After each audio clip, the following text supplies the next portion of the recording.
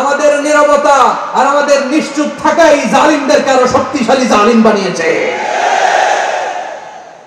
এজন্য মুনকার প্রতিরোধের দায়িত্ব আমাদের সবার। টেন্ডারবাজি, চাঁদাবাজি, দুর্নীতি, অপরাধ, দখলদারিত্ব, মজুদদারি, এগুলো সব কিছু একসাথে প্রতিরোধ করতে হবে, ঠিক কিনা বলেন? একটা মানবিক সমাজ যদি চাই, প্রতিরোধ করতে হবে। প্রিয় ভাইয়েরা, আল্লাহর শপথ নিয়ে বলি, এই নাসিহাত গুলো সবার জন্য, সব দলের জন্য, সব মতের মানুষের জন্য। আমরা কোনো দলের প্রতি মানুষকে ডাকি না, আমরা ডাকি ইসলামের দিকে।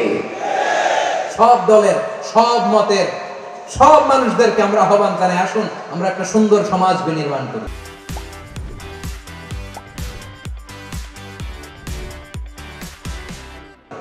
এই যে নতুন বাংলাদেশের এক সুযোগ এসেছে, আর জীবনে হয়তো আসবে না, সামনের 100 বছরে এই সময় আসবে না। আসুন দেশটাকে আমরা সাজাই, আসুন আমরা দুর্নীতি বন্ধ করি, আসুন আমরা চাঁদাবাজি বন্ধ করি, আসুন আমরা দখলদারিত্ব বন্ধ করি, আসুন আমরা এক দল আরেক দলকে নিশ্চিহ্ন করার যে রাজনীতি, এটা বন্ধ করি। সব দলের প্রতি আমার আহ্বান।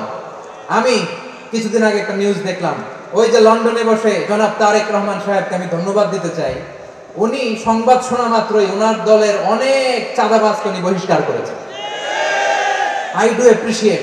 প্রতিটি দলের এরকম ইনিশিয়েটিভ নেওয়ার দরকার আছে না নাই? যে